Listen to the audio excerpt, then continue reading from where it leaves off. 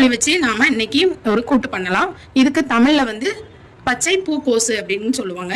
இதுக்கு முதல்ல அரைக்கிறது என்னென்னு பார்த்தீங்கன்னா, நம்ம முந்திரி சேர்த்துக்கலாம், கசகசா சேர்த்துக்கலாம், காஞ்ச மிளகாய், ஒரு பச்சை மிளகாய், பூண்டு, இஞ்சி, ஒரு பெரிய வெங்காயம், ஒரு கைப்பிடி அளவு தேங்காய், 2 தக்காளி, சோம்பு போட்டுக்கலாம். இதை நல்லா பேஸ்ட் மாதிரி அரைச்சி எடுத்துகிட்டு வந்துடலாம். இப்போது தண்ணி நல்லா கொதிக்குது, அதில் நாம் இதை போட்டு எடுத்துடலாம்.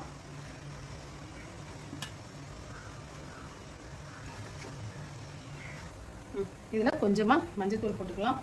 மஞ்சள்தூள் போட்டு இதை நல்லா ஃப்ரெஷ் ஆகிடுச்சு பாருங்கள். இதில் சின்ன சின்ன பூச்சிகள் இருந்தால் கூட இதெல்லாம் வெளியில் வந்துடும். இப்போ இதை நாம் வடிகட்டி எடுத்துடலாம். இப்போது சுடு தண்ணியில் நாம் போட்டு எடுத்துட்டோம். இதில் பாதி நல்லா வெந்துருச்சு. இப்போ நாம் எப்படி இதை ஒரு கிரேவி மாதிரி பண்ணணும் அப்படிங்கிறத பார்க்கலாம்.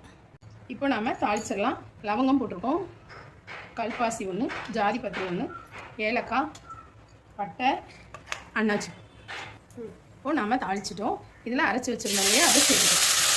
இப்போ நாம் தேவையான அளவுக்கு காரம் சேர்த்துக்கலாம். இது நல்லா கிளறி விட்டுருங்க.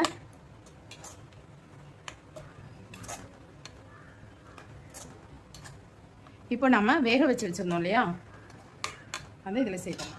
இப்போது ப்ரோக்கோலி இதில் சேர்த்தலாம்.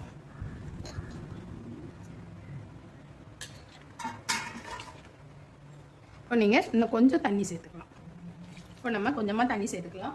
உப்பு சேர்க்கல, உப்பு சேர்த்துக்கலாம். இப்போ இது நல்லா கிளறி விட்டுருங்க.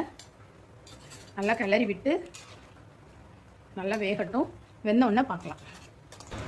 இப்போ நல்லா வெந்துருச்சு. இப்போ பாருங்கள், சூப்பரான ப்ரோக்கோலி ரெடி. இதே மெத்தடில் சப்பாத்தி, பூரி எல்லாத்துக்கும் செஞ்சு பாருங்கள். சூப்பராக இருக்கும். டிஃபன் ஐட்டம் எல்லாத்துக்குமே ரொம்பவே சூப்பராக இருக்கும். சாதத்துக்கும் ரொம்ப நல்லாயிருக்கும். பிரியாணி செஞ்சிங்கன்னா அதுக்கு கூட சைட் டிஷ்ஷாக இதை செஞ்சுக்கலாம். இப்போது சூப்பரான ப்ரோக்கோலி ரெடி.